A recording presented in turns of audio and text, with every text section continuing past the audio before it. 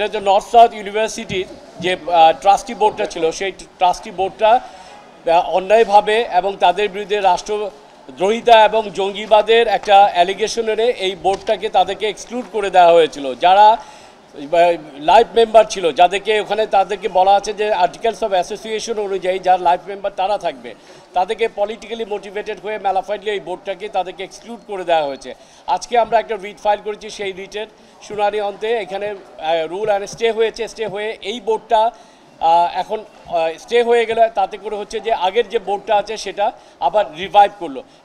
কারণ এখানে দেখা যাচ্ছে যে বর্তমানে যে যিনি ভিসি আছেন সেই ভিসির এখানে সংযোগ রয়েছে এবং ভিসিকে যাচ্ছে উনি এক্স অফিসিও ছিল, কিন্তু ওনাকেও এখানে ঢুকানো হয়েছে যে উনিও এখানে পরিচালনা। আরেকজন আছেন আতিকুল ইসলাম, যিনি শিক্ষাবিদ, উনিও এই বোর্ডে থাকতে পারেন না। এইভাবে অনেকগুলো অনিয়ম আছে এবং আমরা আজকে যে বোর্ডটা পুনর্গঠিত, এখন যে পুনর্গঠিত বোর্ডটা, এই যে পুরনো যে বোর্ডটা আছে ট্রাস্টি বোর্ডটা, সেটা পুনরুজ্জীবিত হওয়াতে পুরনো বোর্ডটা আছে সেই পুরনো বোর্ডটাই পরিচালনা করবে। আমি একটু বলছি, এই রিট পিটিশনে আমি বলি, এই রিট পিটিশন করেছে 6 জন। আজিজ আল কায়সার করেছে, এম এ কাশেম, বেনজির আহমেদ, রেহানা রহমান, তারপরে হলো বেনজির আহমেদ এন্ড শাহজাহান। ওনারা এই মামলাটা করেছেন।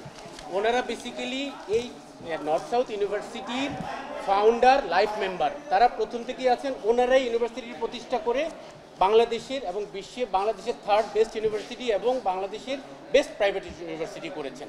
কিন্তু 2022 সালে যেটা পলিটিক্যালি যেটা হয় সবসময় এর আগেও হয়েছে, তথাকথিত জঙ্গিবাদের সহযোগিতার অভিযোগ এনে ওনাদেরকে বোর্ড থেকে বাদ দেওয়া হয়েছে।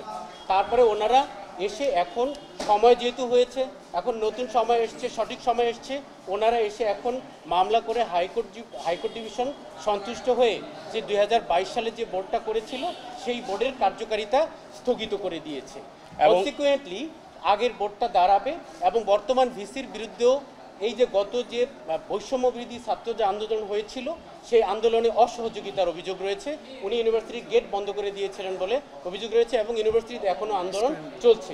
সেই ভিসিকে অন্যায়ভাবে এবং বেআইনিভাবে সেই বোর্ডে তাকে একজন বোর্ড সদস্য, একজন ট্রাস্টি বোর্ডের সদস্য হিসাবে তাকে ওখানে দেওয়া হয়েছিল। এছাড়াও একই সদস্যের 4 জন মেম্বারকে সেই বোর্ডে অন্তর্ভুক্ত করা হয়েছে। এইভাবে বিভিন্ন অনিয়ম যেটা দুদিন হয়ে এসেছিল সেইভাবেই এখানে হওয়ার প্রেক্ষিতে আজকে হাইকোর্ট ডিভিশন আমি রিট পিটিশন ফাইল করেছি লয়ার হিসাবে। আমার সাথে সিনিয়র কাউন্সিল হিসাবে মিস্টার ইমাম হোসেন ছিলেন।